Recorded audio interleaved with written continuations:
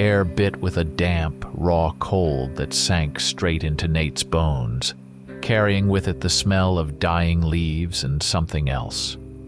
Something metallic, sweet, and greasy, wafting from Eli Winter's beat-up old Ford. It was not just the chill of a late autumn evening in northern Maine.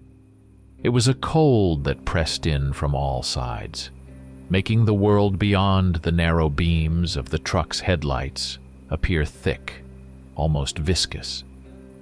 The forest, a dense wall of pines and skeletal hardwoods, was not just dark. It sucked the light from the air, making the small pool of illumination around Nate a fragile, temporary thing. He stood at the very edge of the woods, his breath pluming out in ragged clouds that quickly dissolved into the hungry darkness. No explicit thought of fear crossed his mind, not in the way a man panicked when a rabid dog lunged. This was different. This was a deeper, more primal hum, a taut string vibrating just beneath his ribs, a sensation that had settled in his gut like a cold stone the moment Eli parked the truck. His palms were slick, even in the cold, a faint sweat leaching out to meet the rough, splintered wood of the shotgun stock he cradled. The weapon felt both alien and natural in his grip, a heavy, cold presence that offered both protection and a terrifying initiation. He had never fired it at anything living, not a deer, not a squirrel, certainly not this. Eli Winter stood as a silhouette against the last gasp of twilight, a gaunt, angular shape carved from the very shadows that now deepened around them. He did not move much, his stillness a coiled patience. His voice, when it came, was as dry and brittle as the autumn reeds that lined the muddy creek 100 yards back. "Sentimentality," Eli said, the words snapping in the cold air, "is rust on the blade. It will kill you faster than any fangs ever will." He turned, his motion fluid, unnaturally smooth for a man his age, and extended a thick, leather-bound volume to Nate. The book was heavy, solid, bound in dark, scuffed leather that showed generations of handling. It smelled faintly of copper, of old iron, and something else. A smoky, ancient scent of forgotten campfire that clung to the pages. This was it. The Chronicles, the record of the Winter family, passed down through lines Nate had only just begun to understand. It was not a history book. It was a grim liturgy, a manual for a war that had been fought in the shadows since before the first pilgrim's boot touched the rocky shores of this continent. Nate gripped it, the rough leather cool against his clammy fingers. The weight of it was immense, a burden of knowledge he knew he carried. Their first real assignment. Eli had simply said, "We are heading north, to a settlement in Maine. There have been some disappearances." The name of the town did not matter. They were all the same, these isolated pockets of humanity, caught between the encroaching wilderness and the dwindling light of civilization. The drive had been a monotonous ribbon of asphalt, unfurling between endless walls of dark pine trees, their branches brushing against the truck's windows like skeletal fingers. Sunlight, what little remained, flickered through the dense canopy, painting a dizzying, strobe-like pattern of light and shadow across the dashboard. At first, Nate was gripped by an irrational expectation, a nervous energy that kept him peering into the deepening woods, convinced he would see something lurking just beyond the edge of his vision.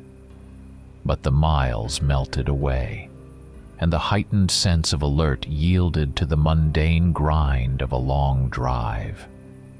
The hum of the tires on the pavement, the steady growl of the truck's engine, the faint scent of stale coffee from the thermos Eli had filled that morning. These ordinary things eventually settled over the nascent dread, masking it, but never quite extinguishing it. Eli, meanwhile, was a study in focused concentration. He drove with both hands on the wheel, his knuckles white, a cigarette burning between his lips, its cherry a small, steady beacon in the gathering gloom. He barely spoke, just the occasional grunt or a sharp command to watch the road. Nate had learned to read the man's silences, to understand the subtle shifts in the air, the way the muscles in his jaw tightened. It was somewhere past the halfway mark, the darkness absolute outside, that Eli finally broke the quiet with something more than a directional instruction. "These disappearances," he said, his voice a low rumble, blending with the engine noise, "they are atypical." He paused, taking a long drag from his cigarette, the smoke momentarily illuminating his gaunt face in the rearview mirror. Too clean. Not a sound, no struggle, no blood, not a drop. Vampires, they are neat, yes, but not that neat. They leave something, a splash, a drop, a signature. Werewolves, hell, they leave a butcher's shop. This is something else. He exhaled slowly, the smoke curling around his head like a spectral shroud. It is sterile. A perfect vacuum. The words lodged in Nate's mind, cold and hard. Too clean. It was a phrase that described an unnatural precision, a horrifying artistry. He found himself gripping the shotgun tighter, the wood now warm from his hand. They pulled into a gravel parking lot, the tires crunching loudly, disturbing the otherwise unbroken silence of the night. Eli cut the engine, and the sudden quiet was a physical blow, heavy and immediate. The air was colder here, with the faint, unsettling smell of decaying vegetation and wet earth. Eli got out, walked to the back of the truck, and popped the latch on the heavy-duty aluminum toolbox, bolted into the bed. Nate followed, his senses on high alert. As Eli lifted the lid, a complex aroma hit Nate, sharp and distinct. It was the pungent tang of polished silver, the rich, earthy scent of fine, oiled wood from rifle stocks and dagger handles, the acrid, metallic sting of gunpowder, and the heavy, damp smell of oil-soaked canvas tarps. This was not just a collection of tools. This was the unmistakable, potent smell of the hunt. It was a smell that spoke of ancient battles, of desperate skirmishes in moonlit forests, of things that stalked the dark corners of the world. It was a smell that marked blood and iron, and an indelible mark on the soul.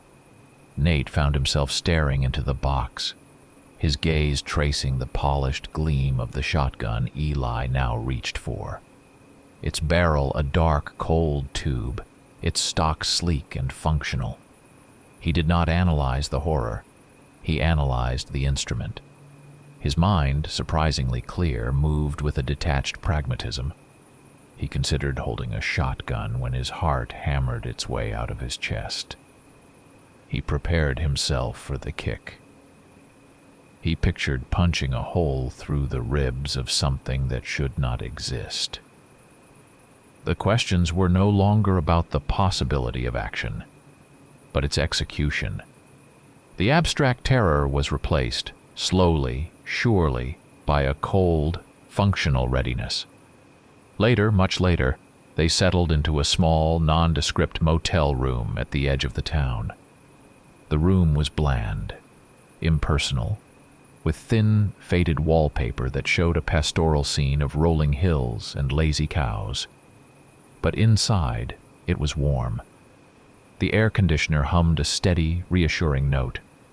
A thermos of hot, bitter coffee steamed gently on a small, scarred table, casting a faint, warm glow on the single, clean white wall.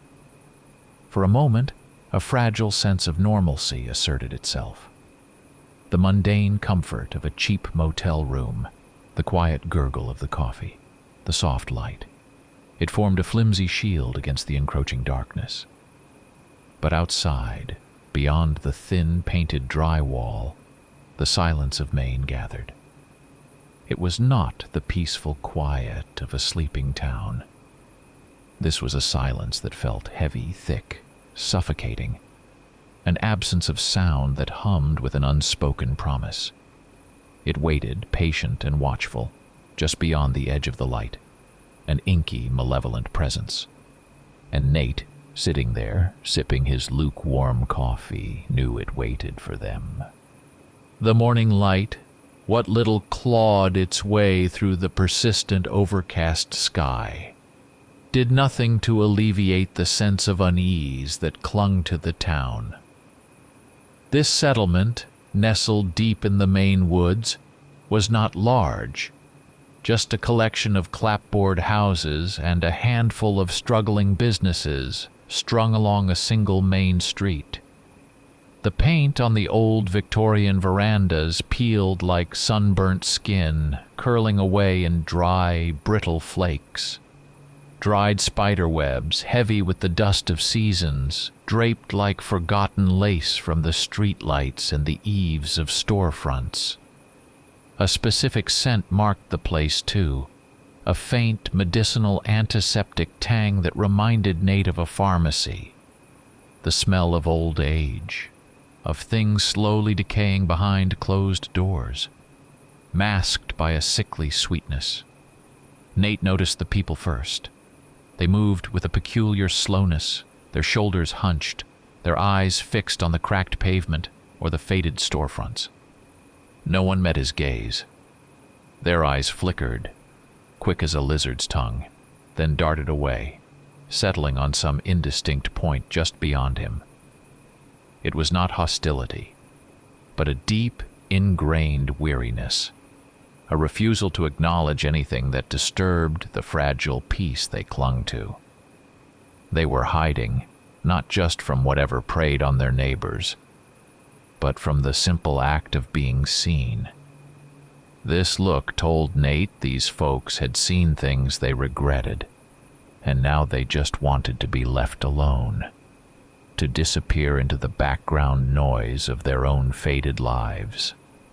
Eli parked the truck by a patch of scrubland at the far edge of town, where the asphalt dissolved into a dirt track leading directly into the encroaching forest. This was where the first of the disappearances had been reported. The air grew immediately heavier here, damp with the smell of wet earth and pine sap.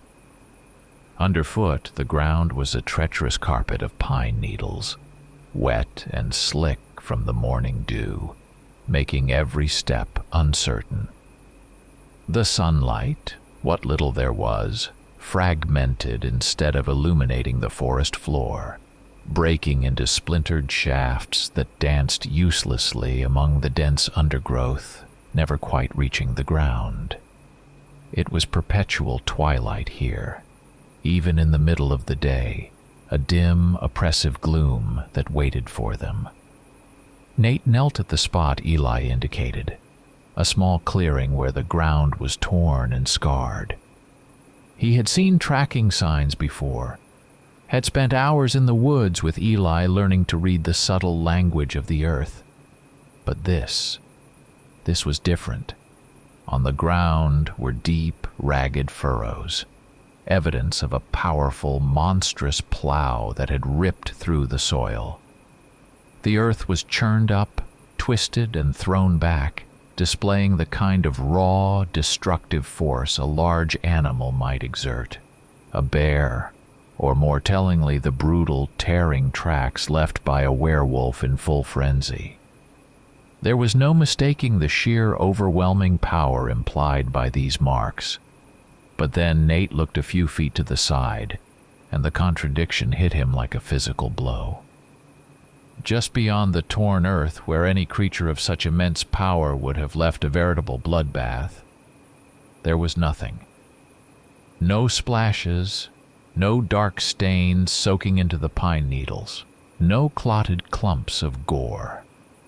The ground was clean, sterile, Whatever had been taken had simply evaporated, leaving behind only the evidence of brute force, but none of the messy aftermath. It bore the hallmark of an ideal vampire, the absolute clinical draining, leaving the host entirely desiccated. But vampires did not plow through the earth like wild bulls. He reached out a gloved hand and touched the rough bark of a nearby pine. His fingers traced the deep gouges scored into the trunk. Claw marks. They were not superficial scratches. These were 2 inches deep, splintering the wood, revealing the pale, soft flesh beneath the bark. It spoke of utterly inhuman, excessive strength, a force that scoffed at the resistance of old-growth timber. A normal bear, even a panicked one, did not leave such clean, devastating marks. A werewolf did, but then where was the blood? The mess? The evidence of a struggle beyond the simple act of being dragged away? The forest, Nate realized with a jolt, was unnervingly silent. It should have hummed with life. The rustle of small creatures in the undergrowth, the chirp of crickets, the distant call of a crow, the incessant chattering symphony of birds. But there was nothing. Not a whisper. Just a profound, deep silence that absorbed all sound, swallowed it whole, leaving a vacuum in its wake.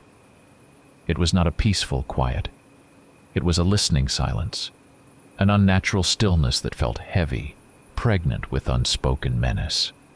It was the silence that came before a storm, or the silence that came after everything had already fled. Eli stood a few paces behind Nate, his posture rigid, his face a mask of granite.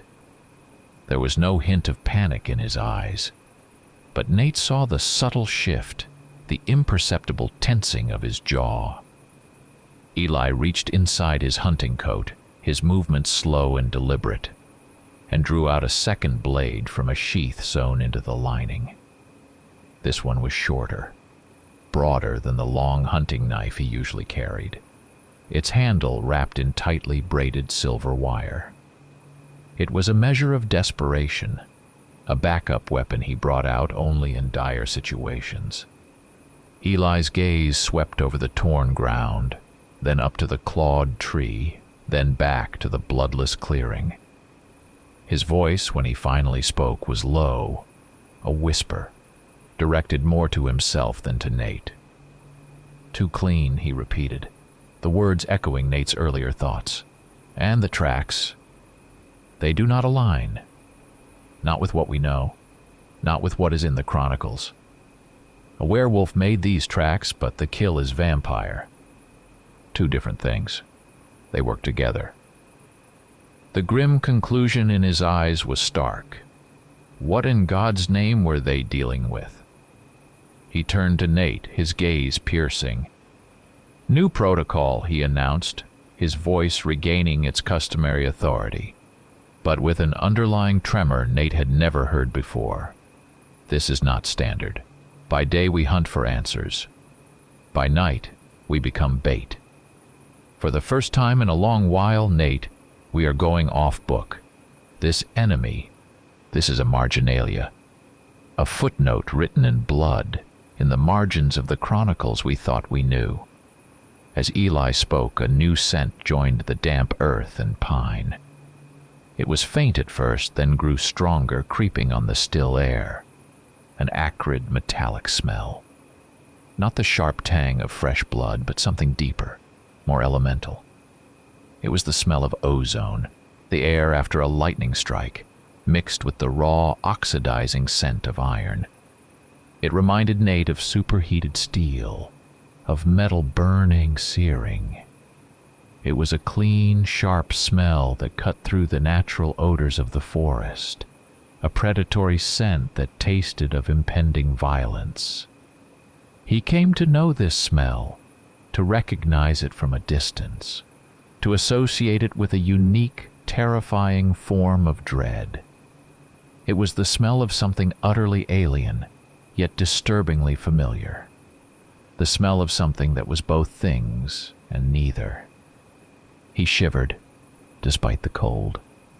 The old hunting blind was a moldering trap, a rickety shack of warped plywood and rotting timbers that sagged under the weight of years and neglect.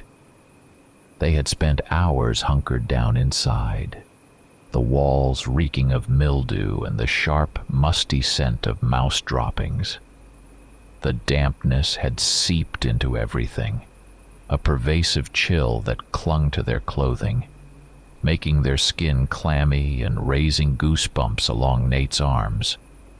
The silence was absolute, broken only by the occasional drip of water from the leaky roof and, more unsettlingly, the frantic thrum of Nate's own pulse, a frantic drumbeat against the inside of his skull. The minutes bled into hours, each one stretching into an eternity of waiting, of listening, of straining his eyes against the impenetrable darkness outside. It was a full moon night, a bloated silver orb hanging low in the ink-black sky, casting an ethereal predatory glow through the sparse gaps in the tree canopy. The light did not truly illuminate. It fractured, breaking into jagged shards that painted the forest floor with a deceptive mosaic of torn shadows, intricate patterns that shifted with the slightest breeze, creating an illusion of movement everywhere. They were shadow traps, each one a potential hiding place for something unspeakable. Through the narrow, splintered slit in the blind, Nate just made out the faint, imperceptible glint of the silver pommel on Eli's hunting rifle, a tiny beacon of cold light in the overwhelming darkness. Eli was a statue, utterly still, his breathing shallow, imperceptible. Then it came. Not the crunch of a fallen branch underfoot, not the chilling, mournful howl of a wolf. Number. It was a dull, low impact, a heavy thud that vibrated up through the very earth.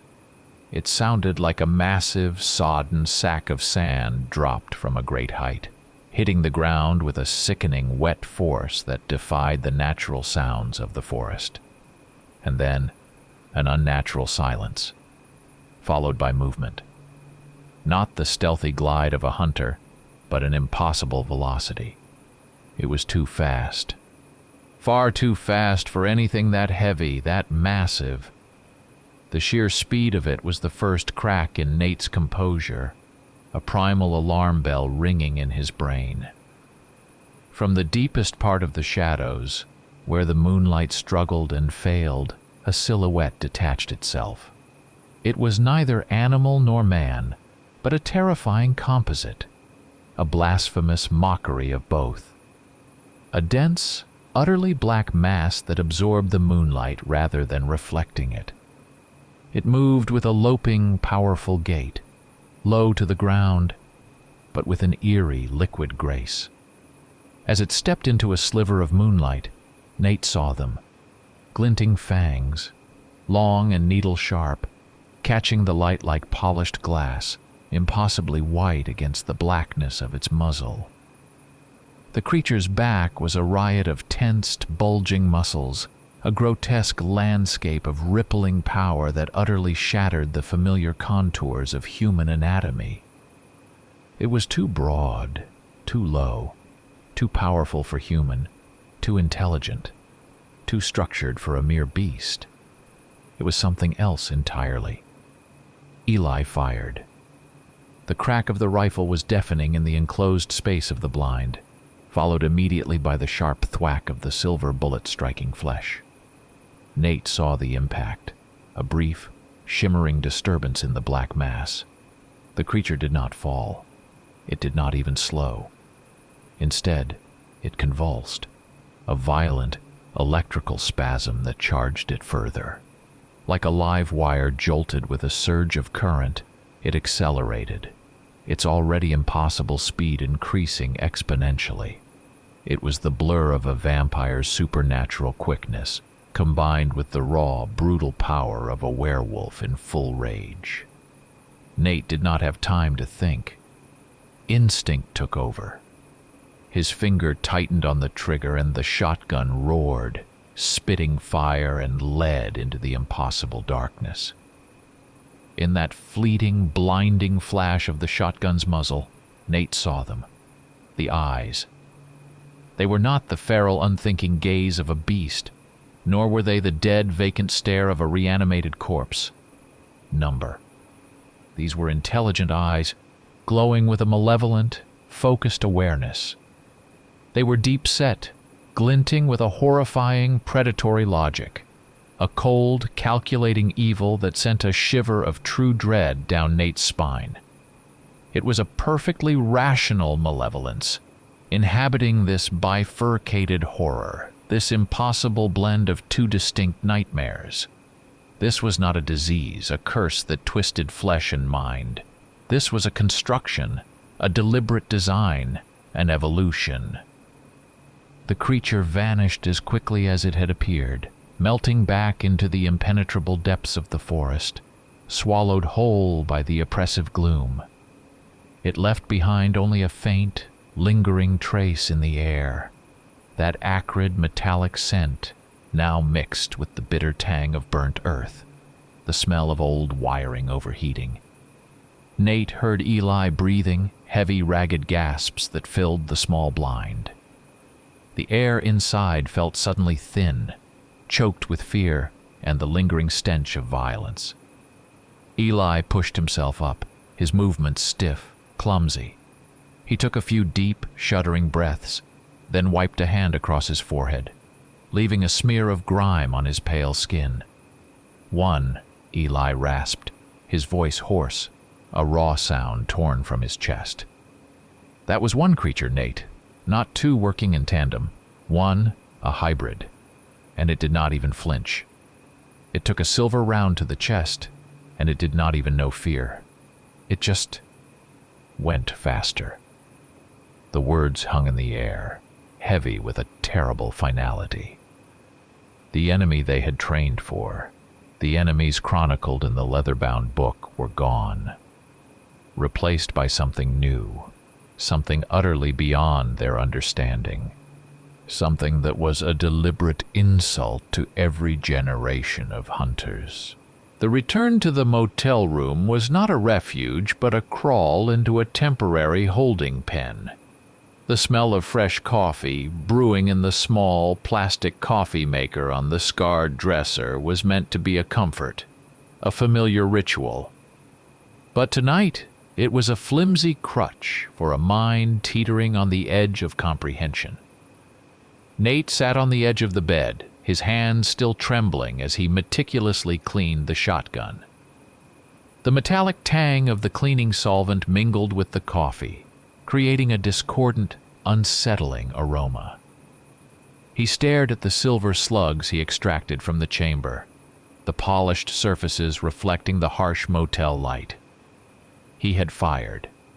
He had hit. But the creature had not stopped. The projectile, he knew, was far too light, too inconsequential. It was like trying to fell an oak with a pebble. He pushed the cleaned weapon aside, the act feeling strangely hollow, and reached for the leather-bound The Chronicles. The heavy book felt like a dead weight in his hands, its scuffed cover rough beneath his fingertips.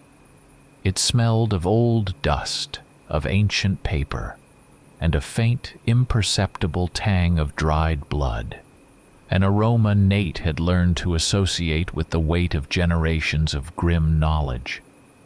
He opened it, the pages rustling with a dry, brittle sound like dead leaves. He sought out the sections, his eyes scanning the carefully penned script. Blood drinkers, lunar beasts, the detailed accounts of their strengths, and more importantly, their weaknesses. But there was nothing. Not a single entry, not even a cryptic allusion to a fusion, a blending of the two. The meticulous records of the winter line, a compendium of centuries of accumulated wisdom, offered no solace, no explanation. It was a blank page where a terrifying truth should have been. Eli, his face still a hard, impenetrable mask, leaned over Nate's shoulder, his breath warm against Nate's ear. His calloused finger, scarred and thick, traced a line down the elegant script. "Our ancestors were thorough, Nate," he murmured, his voice tight, strained, painstakingly so. Every twitch, every shadow, every vulnerability was recorded. If it is not here, then it is new, or it was deliberately hidden from us. A steel-cold edge entered his voice now, a profound loss of control Nate had never heard before. The chronicles were their bedrock, their compass in the dark. Without them, they were adrift in an ocean of unimaginable horror. The silver bullet had struck true, hitting the creature in the chest. It had certainly affected it, causing that violent tremor, that electrical jolt, but it had not stopped. The wounds had not smoked or hissed, had not burned away with the corrosive reaction silver was supposed to have on werewolves. The silver was not a poison, Eli, Nate said, the words utterly blasphemous. It was just a wound. A fast healing wound. Its reaction clearly showed.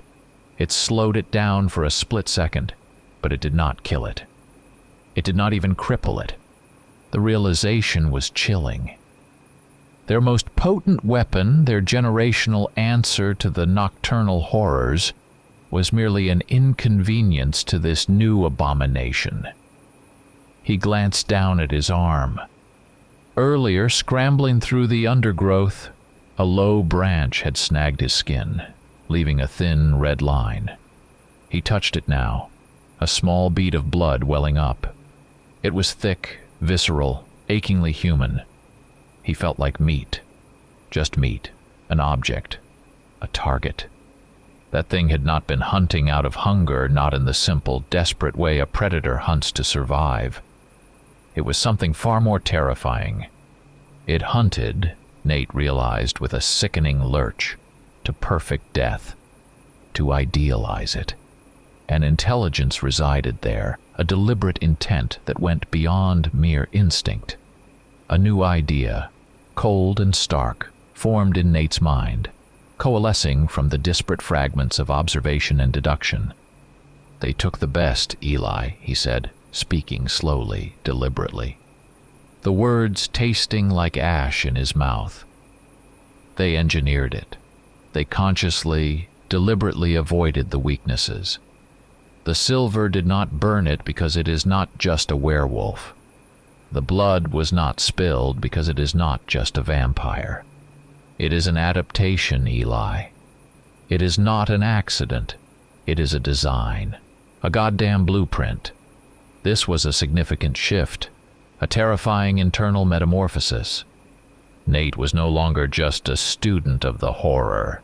He became an analyst of it, his mind twisting itself around the impossible, finding a logic in the unthinkable.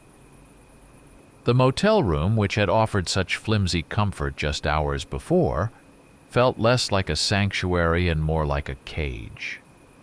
The silence outside, heavy before, now felt aggressive, malevolent. No comfortable hum of passing cars on a distant highway. No murmur of voices from neighboring rooms. No faint rustle of life from the town disturbed it. It was an unnatural, absolute stillness. He heard the faint, insidious sound of plaster dust sifting down from the ceiling, tiny grains whispering against the cheap carpet. The entire world went rigid, holding its breath, waiting. Waiting for the next move. Waiting for them. The locals, their faces etched with a weariness that went beyond simple fatigue, finally offered a clue. Not a direct one, not a willing outpouring of information, but a series of averted glances, nervous coughs, and subtle gestures towards the edge of town. They pointed, indirectly, to the abandoned mines. An old iron ore operation, long defunct, its scarred hillsides now overgrown with tenacious scrub. They said the metallic and earthy smell synonymous with the disappearances had grown noticeably stronger in that direction. Nate and Eli found the entrance without much trouble. A gaping, rusted archway of structural steel, the bared teeth of some monstrous ancient jaw, half swallowed by the encroaching pines. Eli led the way, his sturdy frame navigating the debris-strewn path into the maw of the mine. Nate followed, the beam of his flashlight cutting a nervous circle through the absolute darkness. The air grew immediately heavy, thick with a clammy dampness that coated their skin. It tasted of rust and limestone, a gritty mineral tang that made Nate's throat tighten. With every step deeper into the earth, Nate felt an escalating sense of wrongness, an instinctual certainty that he was diving further than any man should ever go. The feeling was primal, an ancestral dread of the deep places, the subterranean darkness where light never reached, and the living were not meant to tread. The beams of their flashlights, meager and yellow, fought against the oppressive black, only managing to carve out small, transient pockets of visibility, revealing slimy, muddy streaks running down the rock walls like weeping scars. They found it in a wider section of the main tunnel, a natural cavern expanded by decades of mining. Dozens of bodies, not bodies in the conventional sense, not recognizable human forms. These were skeletons, neatly arranged, stacked. Each one was perfectly, utterly drained, bone-white and sterile, without a single fleck of dried flesh or a drop of residual blood. What was even more disturbing was the state of the bones. They were broken, yes, but not haphazardly. They were fractured with an unnerving precision, surgically so. Ribs snapped cleanly at the sternum, femurs splintered just above the knee, skulls cracked with a chilling, deliberate accuracy. It was not the chaotic carnage of a frantic feast. It was a larder, a meticulously organized storehouse of consumed victims. The true scale of the horror descended upon Nate with the suffocating weight of the earth itself. It was not one creature. It was not even a handful. Dozens of these bleached, broken remnants lay before them. He swept his flashlight beam along the rock wall, confirming his terrifying realization. Marks covered the wall. Deep gouges, long, sweeping scratches that showed the messy, unmistakable handwriting of claws. "It is a pack, Eli," Nate whispered, his voice thin in the vast darkness.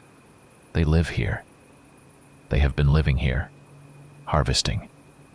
Eli knelt, his hand gloved, and gently touched one of the gnawed bones, his face a grim mask in the pale light. "They are not just feeding," he said, his voice low, heavy with a terrible understanding. "They are storing. They are organized predators, Nate. This is not random. Werewolves operate on pure malice, bloodlust. Vampires are driven by an insatiable thirst. These are something else entirely. This is a plan." His words hung in the stale air, a chilling pronouncement. A plan, a strategy. Not mindless savagery, but a terrifying, calculated intelligence. The ascent from the depths was a reversal of their descent, but infused with a heavier, more pervasive dread. It was not just the knowledge of what lay below that they brought back to the surface. It was a contagion, a sickness of the soul that had seeped into their very pores. When they finally emerged into the weak afternoon light, the sun appeared to Nate a cruel deception, a false promise of warmth and safety. He did not think about salvation. The concept felt alien, distant. Instead, a cold, hard sense of purpose had settled in him. It was retribution. It was the crushing weight of the responsibility that the Winter family had carried for generations, now transferred squarely onto his shoulders. The horror that had gripped him earlier, the visceral terror of confronting the unknown, transmuted into something else. A cold fury. This was not just a threat to life, to the dwindling population of the town. This was a direct assault on the very logic of his craft, on the axioms and truths that had guided the Winter family for centuries. These creatures, these abominations, had shattered those axioms, reducing the accumulated wisdom of generations to mere dust. And that, Nate realized, was an insult that demanded more than just survival.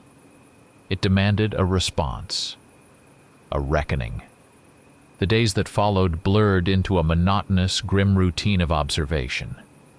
Nate and Eli moved through the town like invisible observers, their presence unseen, their purpose grim. The hybrids, they quickly learned, did not operate on instinct alone.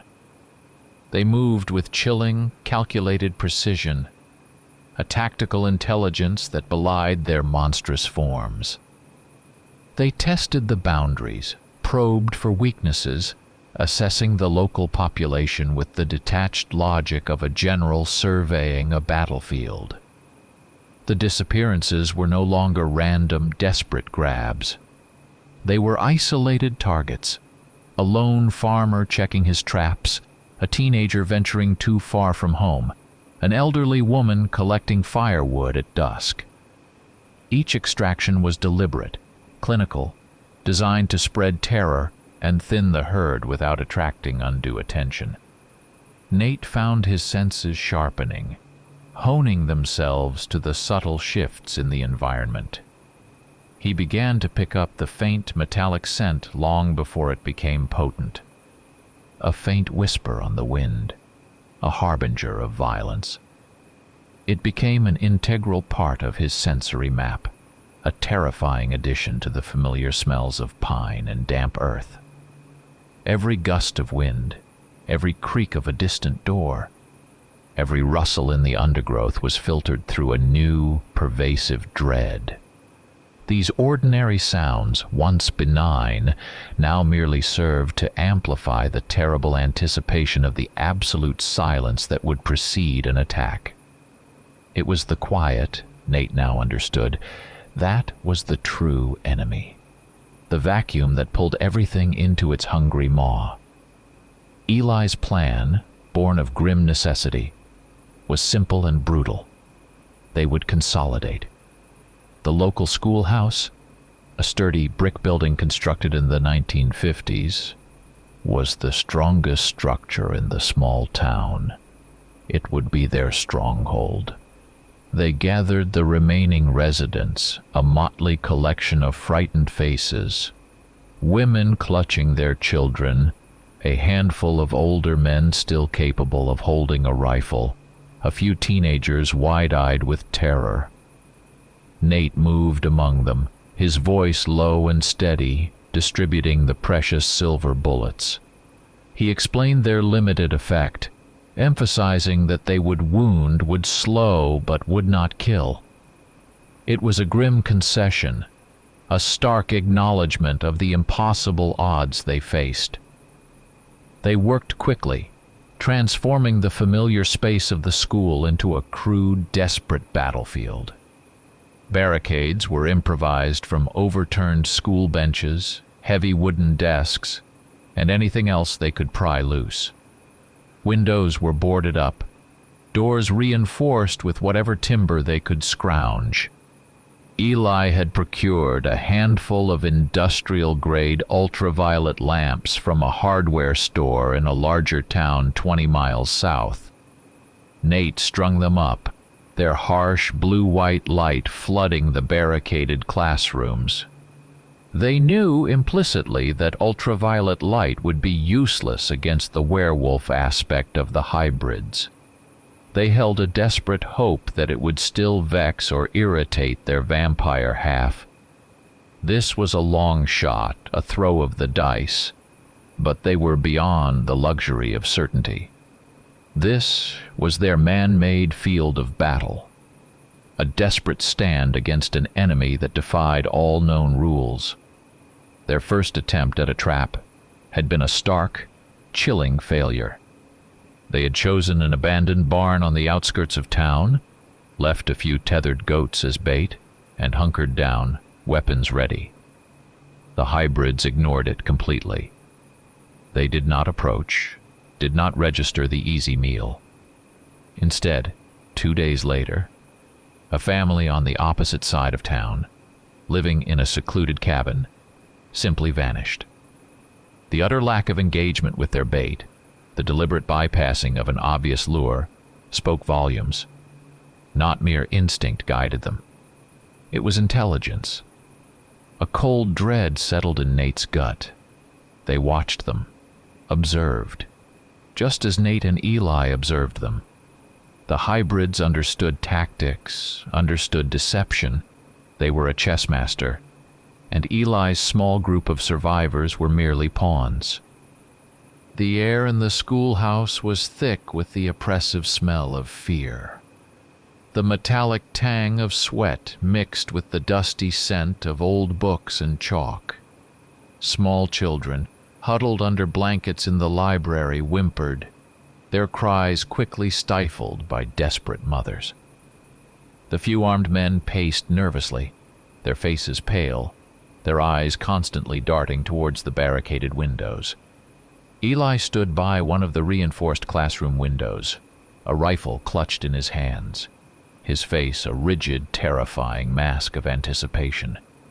He was a sentinel carved from stone, waiting for the inevitable.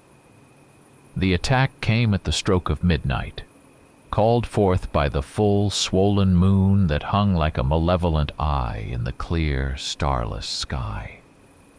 It began not with a subtle rustle or a distant growl, but with a sudden, deafening crash. The sound of splintering wood and crumbling brick tore through the night, a violent rupture of the fragile silence. A section of the outer wall near the gymnasium simply exploded inwards, showering debris across the linoleum floor. They were not coming through the front door, the most obvious point of entry. They had chosen a flank, a completely unexpected angle of assault. The logic of a traditional siege, of an enemy attacking the strongest point, shattered. And then the chaos began. The air exploded with screams, the sound of tearing metal, the splintering of wood, and the shrill cries of terrified children became a cacophony of immediate, visceral horror. The door to the main hall, reinforced with 3 heavy school benches, groaned under an impossible impact, then simply tore from its hinges, flying inward with a devastating force that smashed against the opposite wall. In the sudden, yawning blackness of the breach, Nate saw them. A terrifying multitude of glinting eyes, glowing with that same malevolent intelligence he'd seen in the forest. So many. Nate fired, the shotgun bucking hard against his shoulder. Short, brutal bursts, each shot a frantic prayer for efficacy. One of the hybrids, a hulking black mass, staggered as silver slugs tore into its chest, but it did not fall. Another already surged past it, a blur of motion, its fangs bared in a silent snarl. The ultraviolet lamps they had strung up, casting their eerie blue glow, irritated the creatures, making them twitch and snarl, but they did not stop them. They just kept coming, a tide of impossible flesh and bone, relentless and unstoppable. A scream tore through the noise, a sound of pure agony. One of the men, a local farmer named Jed, who had been bravely holding the line at the main hall, was gone in an instant. A sickening crunch, the wet sound of a neck snapping, dull and immediate like a heavy sack hitting a pillow. Jed's body crumpled. A lifeless weight. The smell hit Nate immediately. The coppery tang of fresh blood, mixed with the musky odor of raw meat, and that familiar acrid ozone scent of the hybrids. Death up close and personal, reeking of things that should not exist. Eli, his face a mask of utter despair, saw his carefully laid plan disintegrate into meaningless chaos. The barricades were useless, the ultraviolet lights a mere annoyance. Their preparations, their hope, were nothing. To the mine. He roared, his voice raw with desperate, guttural urgency. Run. Everyone to the mine. Now. The command was an admission of defeat, a painful choice for immediate, terrible sacrifice. Confusion reigned for a moment, then the desperate scramble for survival began. Nate moved on instinct, a cold, detached efficiency overriding any thought of terror. He pushed the terrified residents forward, his own shotgun pumping, firing, keeping the encroaching horrors at bay. Move, he barked, his voice hoarse. Shoot, don't look back. The cold night wind, carrying the scent of pine and something else, something fetid and terrible, tore through the newly created holes in the schoolhouse walls, whipping through the bombed-out classroom like a predator's breath. His senses were in overload, a brutal assault on every faculty. The smell of blood, both his own, a small cut on his cheek bleeding steadily, and the rich, coppery tang of the victims became the singular, overwhelming reality. It coated his tongue, filled his nostrils, painted the world in shades of crimson and despair. The sound of tearing flesh, the guttural snarls, the desperate whimpers of the trapped, all blended into a terrifying symphony of destruction. The hybrid, Nate realized with a sickening lurch, was not just one monster. It was a vast, branching horror, a many-armed beast that was everywhere at once, crushing, devouring, utterly overwhelming. In that chaotic, terrifying scramble, something fundamental shifted within Nate. He was no longer a student, no longer an apprentice to Eli's grim craft. The fear, the doubt, the vestiges of his old, normal life were utterly incinerated in the hellish inferno of the schoolhouse. He was an instrument, a tool, honed by terror and desperation, the last fragile hope for survival. His emotions burned out, leaving behind only function, a stark, unyielding purpose. The thought was not of escape, but of action, survival. A colder, harder reality had replaced everything he had ever known. They burst into the mine, a frantic, stumbling cascade of terrified bodies, the darkness immediately swallowing the meager light from their flickering flashlights. The air inside was heavy with the smell of wet dirt and the ancient mineral tang of the earth's deep heart. It was the underbelly of the world, a forgotten place where even sunlight feared to tread. Behind them, the sounds of the pursuit were terrifyingly clear. The rhythmic thudding of impossible feet on rock, the guttural growls, the ragged, inhuman breathing of the hybrids echoing down the shaft, amplified by the close confines of the tunnel. The metallic stench of the creatures, that acrid ozone and iron smell, flowed into the mine like a noxious, invisible gas, clinging to the damp air. Eli, breathing heavily, his chest heaving with exertion and a profound weight, pointed a shaking hand towards a section of the tunnel wall where Nate could just make out the glint of neatly packed explosives. "Here," Eli rasped, his voice raw and strained. "The detonator is with me. You take them down, Nate, into the side shaft, the old ore chute. This is the end of the line for us."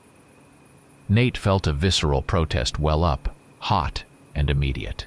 No, he cried, the word tearing from his throat, echoing weakly in the vast darkness. Eli grabbed his arm, his grip strong, his eyes burning with a terrible, resolute light. "It is the only place, Nate," he insisted, his voice hardening, each word a hammer blow of grim logic. "The only place where we can control the collapse. They do not know about the explosives. It is our only ace, our last play." The gravity of his words settled over Nate with the weight of the earth itself. There was no argument, no room for dissent. Eli was making a choice, a terrible final sacrifice. With a heavy heart, Nate reached out and took the detonator from Eli's outstretched hand. It was a small, cold object, insignificant in his palm, yet imbued with the power to tear mountains apart. He felt the immense, unbearable weight of the words Eli then spoke, words destined to be etched into his memory forever, a deathbed testament. "Go," Eli commanded, his voice softer now, a whisper, yet infused with unshakable resolve. "Your purpose now, Nate, is to tell. The chronicles must be updated. This new threat, it has to be recorded." He looked at Nate, a silent farewell passing between them. There were no tears, no superfluous words. Just a solemn nod, a profound understanding of duty, of the grim lineage they shared. Nate turned, his heart a cold knot in his chest, and began to lead the terrified residents further into the twisting maze of the side shaft, away from the inevitable. The sound of the pursuit grew louder, closer. The echoes in the mine distorted their steps, transforming them into a terrifying, seismic rumble, a vibration that hummed through the rock itself. The metallic stink of the hybrids was now overwhelming, a choking miasma that promised swift, brutal death. Nate herded the last of the survivors into a narrow offshoot of the side tunnel, a tight squeeze that made the air thin and suffocating. He turned, pressing himself against the damp rock, and looked back down the main shaft. He could see nothing, but he felt Eli's presence, a steadfast anchor in the swirling chaos. Then, silence. Only the steady, rhythmic drip of water from the ceiling, and the frantic, echoing thump of his own heart. He held the detonator, a small, cold device in his trembling hand, and waited. The air was thick with unspoken goodbyes, with the bitter tang of sacrifice, and with the crushing weight of a promise Nate now had to keep. Eli Winters stood his ground, a lone sentinel against the gathering darkness, his rifle clutched tightly in his hands. The faint glint of silver on its barrel was the only light in the suffocating blackness of the narrow tunnel. He was the final barrier, the last line of defense. The cramped confines of the passage offered little room for maneuver, an utterly disadvantageous position for a fight. But it was the only one that mattered now. The only place where he could make his stand, where he could control the inevitable. His jaw was set, his eyes in the pale beam of the single remaining flashlight, held a grim, unwavering resolve. The hybrids did not hesitate. They came in a wave, a living torrent of muscle and fang, their black forms a blur in the dim light. No fear marked their charge, no hesitation, only a cold, primal hunger, amplified by their impossible speed. An inhuman force slammed into Eli, knocking the rifle from his grasp, sending him stumbling back against the rough rock wall. The air immediately filled with that sickening metallic tang, now mixed with a pungent, sulfurous smell, like something burning from the inside out. Nate, hidden with the survivors in the side tunnel, heard the sounds of the battle, a brutal, visceral symphony of destruction that tore at his nerves. A dull thud, followed by the sickening crunch of bone, then another, louder impact. Eli's shouts, raw and guttural, were quickly muffled by guttural snarls and the frantic scrape of claws on stone. He heard the ragged, inaccurate crack of Eli's pistol, each shot a desperate, dwindling hope. And then the screams. Not human screams, but something else. Something utterly alien and terrifying. A hybrid language of pain, a high-pitched shriek that was both animal and something far worse. A sound that curdled the blood and tore at the very fabric of reason. Then a deep, ragged groan. It was unmistakably Eli's. A sound of profound, mortal agony that resonated through the rock, through Nate's very bones. He felt it as his own pain, a sharp, twisting agony in his gut, a sickening certainty that Eli had taken a fatal wound. A wave of ice-cold despair washed over him, a sense of irreparable loss that transcended the chaos of the moment. He gripped the detonator, his knuckles white, his breath catching in his throat. Through the ringing in his ears, through the haze of dust and the metallic stench of the hybrids, Nate pictured it. Eli bleeding, his body broken, crawling, inch by agonizing inch, towards the precisely placed explosives. His hand, caked in dirt, and his own rich, vital blood, fumbling, blindly searching for the small, cold trigger.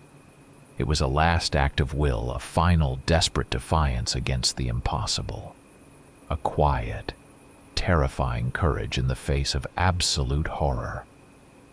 Then the world tore itself apart. A dull, tearing roar, deep and guttural, the very heart of the earth ripping itself open. The ground beneath Nate's feet lurched violently, rocking and shaking with a primal, terrifying force. It was not just the mine collapsing. The sky itself caved in, the solid rock above them shuddering and groaning under an impossible pressure. The deafening thunder of falling stone and exploding earth swallowed all other sounds, a cataclysmic roar that drowned out the screams, the growls, the very breath of life. The struggle was over. Nate closed his eyes, pressing his forehead against the damp, cold rock, willing himself to disappear. He felt the fine, gritty dust settling over him, the acrid smell of destruction filling his lungs. A thin thread of hope, imperceptible, had snapped. It was replaced by an overwhelming, crushing certainty, an irreparable loss, a wound in his soul that would never heal. Eli was gone. The world was darker now. When the cacophony finally died, the silence that returned was not the one Nate had anticipated. It was not the relief of an end, nor the quiet hum of a world recovering.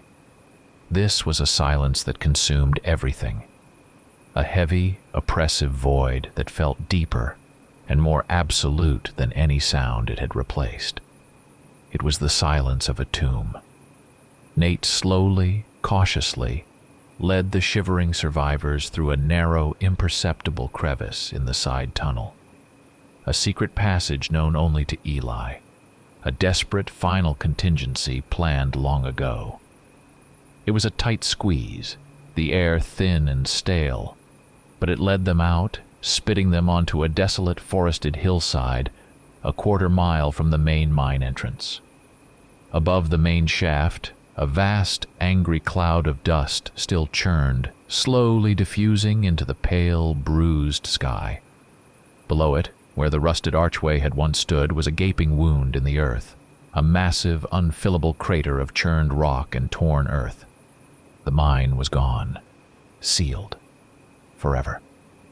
Nate did not allow himself to think about what was left behind, what horrors had been crushed under the tons of rock. His mind simply would not go there, not yet. He had to function. As he looked back at the chasm, a profound, crushing sense of solitude settled upon him. He was the only one. Eli was gone. The mountain of stone and earth that had fallen upon the hybrids was immovable. He was the sole witness, the last living heir to a burden that now stretched into an unimaginable future. The mantle of the winter chronicles, of the grim fight against the things that slithered in the dark, had been violently thrust upon his shoulders. The sensory overload of the battle had given way to a profound, painful emptiness. The air here smelled only of damp limestone, of fresh-turned earth, of lingering dust, and the faint, coppery tang of steel. But the most acute sensation, the one that tore at Nate's very core, was the absence. Eli's familiar scent of old leather, of tobacco, of gun oil, of that faint, imperceptible aroma of ancient knowledge, it was gone, vanished.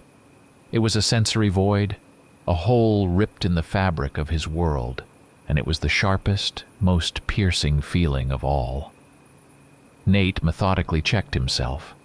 His hands were scraped raw, his face caked with grime and dried blood from the cut on his cheek. A deep ache radiated from his ribs, a dull throb of internal bruising, perhaps even a crack. But he functioned. His limbs moved, his vision was clear, his mind, though numb, still calculated. There was no right to break down, no luxury for grief. Not now. Not ever. The surviving residents, a small, huddling group of a dozen or so, stared at him, their faces pale, their eyes wide and hollow. Their gazes were mirrors of pure, unadulterated horror, reflecting back the unspeakable things they had witnessed. They wanted answers. What was that? Their silent question hung heavy in the air. Nate did not respond. He could not. He did not know enough. But he would. He had to. Without a word, Nate turned from them, leaving the trembling group to their silent terror and their precarious safety. He did not seek help, did not look for comfort.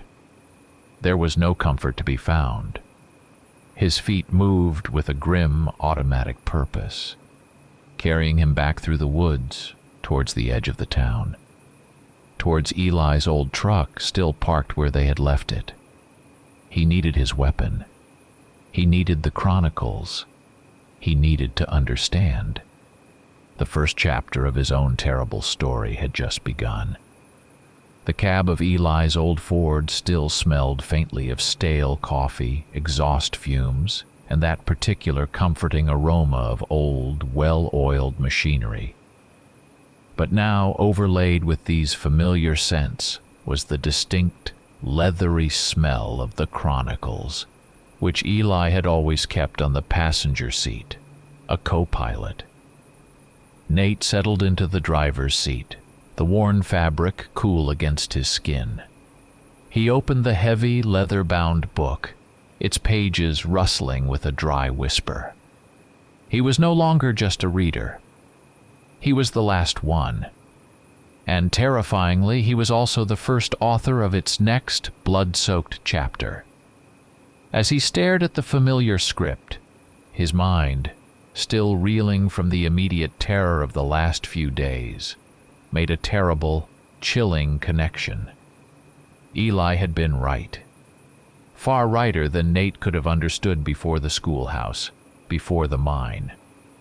The hybrids were not some random mutation, some accidental byproduct of dark magic or a botched experiment. They were a deliberate, perfected form, a horrifyingly elegant design. They had consciously, surgically, eliminated the weaknesses that had plagued their progenitor species. Silver was no longer poison, only a wound. Sunlight was no longer a death sentence. The frantic, clumsy rage of the werewolf and the refined, aristocratic thirst of the vampire had been distilled, merged, and purified into an enemy that possessed all the strengths and none of the crippling vulnerabilities. It was a terrible, unholy apotheosis. This was not just a new species, Nate realized. a fresh entry for the grim bestiary of the Chronicles. This was the next step, a catastrophic leap forward in the evolutionary arms race of the dark. We hunted children. A cold, stark thought surfaced from the depths of his exhausted mind, while the parents waited in the shadows. And now the parents have emerged. The generations of knowledge contained within the leather-bound pages, the carefully catalogued weaknesses, the strategies, the very definitions of their enemies. It was all suddenly, utterly obsolete. The Chronicles, Nate understood with a sickening certainty, were nothing more than babbling, the innocent nursery rhymes of a species that had once believed itself to be at the apex of the food chain. Then a vision. It was not a hallucination, but a vivid, chilling clarity that bypassed his rational mind and settled directly into his gut. He did not see the hybrids themselves, not in their monstrous physical form.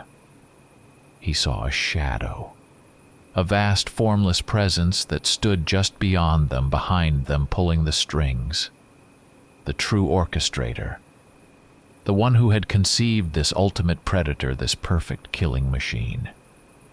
The architect, the one who had rewritten the very rules of the game, not out of malice, but out of a cold, indifferent logic, a desire for efficiency and perfection that transcended human understanding of good and evil.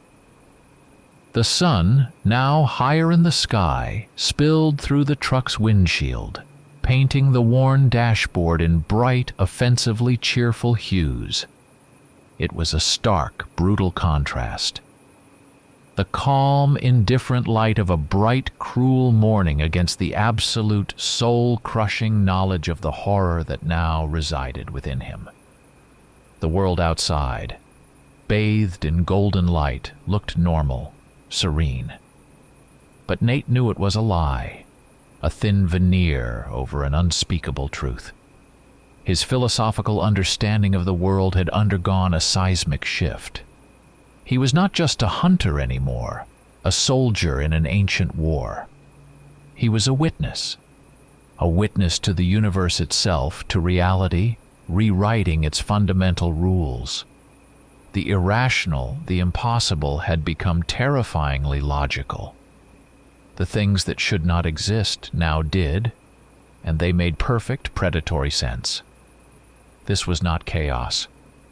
It was a terrifying, organized order. Nate reached over to the passenger seat, his hand closing around the cold, heavy hilt of Eli's hunting blade. It was sheathed in scarred leather, the pommel a polished disc of silver, cool and reassuring against his palm. The weight of it in his hand was immense. Not just the physical heft of the steel, but the generations of meaning, of purpose it represented. He was not fueled by revenge. Not anymore. Revenge was for the old world, for the old rules. He was beyond that. He simply prepared for what was coming, for the fight that had just begun. Nate found himself back in the motel room, the same nondescript space they had occupied just days ago. The air was still quiet, but it was a different kind of silence now, one imbued with a heavy, profound emptiness. He sat at the small, scarred table where Eli had brewed coffee and pulled out a fresh, unblemished notebook he'd found tucked away in Eli's duffel bag. The smell of fresh paper, crisp and clean, was an ironic counterpoint to the stench of dust and death that still clung to his clothes, a stark reminder of the fragile boundary between the living and the lost. He picked up a pen, its familiar weight a strange comfort in his trembling hand. He opened the new notebook, its blank pages stark white under the harsh motel light. He paused, looking at the empty space, a vast, terrifying canvas for the horrors he had witnessed. Then, with a deep breath that tasted of metal and dust, he began to write. His hand, guided by a new, terrible certainty, moved across the page. Chapter 11. On hybrids, he penned, his script precise, clinical. We were wrong. Terribly, fundamentally wrong. We thought there were two enemies, separate and distinct. But there is only one. One enemy, perfected. It has shed the weaknesses of its lineage, retaining only the strengths. It is a thing of conscious design, not accidental evolution. He paused, lowering the pen, and looked at his hands. They were still grimy, ingrained with dirt, and the faint coppery scent of blood. But now, he also caught the distinct metallic tang, that acrid ozone and iron smell. It was not just from the hybrids anymore. It was his smell. He had absorbed it. He had become part of the craft, infused with the essence of the hunt, a living chronicle of the unholy war. The line between hunter and hunted, between man and monster, had blurred, smeared by the terrifying knowledge he now carried. The final realization settled over him with a crushing weight, heavy and absolute. There was no salvation. There was no victory, not in the way he had once understood it. There was only knowledge, and a grim, unending readiness. And this knowledge, it was unbearable. It was a burden that would never lighten, a truth that would forever scorch his soul. He looked out the window, watching the last sliver of afternoon light fade over the distant pine forest. The world held its breath, waiting. He considered the old distinctions, the comforting lies, light and shadow. He had always believed light was where humanity thrived, where safety lay. Now he knew. Light was a lie, a comforting illusion of normalcy. Shadow, the deep, unfathomable darkness that teemed with unspeakable things. That was the true world. He stood on its very threshold, a sentinel in the twilight, neither fully in the light nor wholly consumed by the dark. Nate finished the first page of the new notebook, his hand still. He was not finished with the enemy. Number. The enemy, he realized, had finished with his old life. It had been systematically, brutally dismantled, leaving only this stark, grim purpose. He closed the notebook, its newness a stark contrast to the ancient tome that lay beside it. He looked out the window one last time, watching the narrow ribbon of road disappear into the dark, whispering embrace of the pine forest. He heard the silence that now enveloped everything, and for him, it no longer carried a threat. It carried an invitation to the next inevitable chapter. Nate remained to tell. He would update the chronicles, and he would fight by new rules. The old book ended in that mine. Now the new one began with the terrible understanding that in their new world, humanity was simply meat.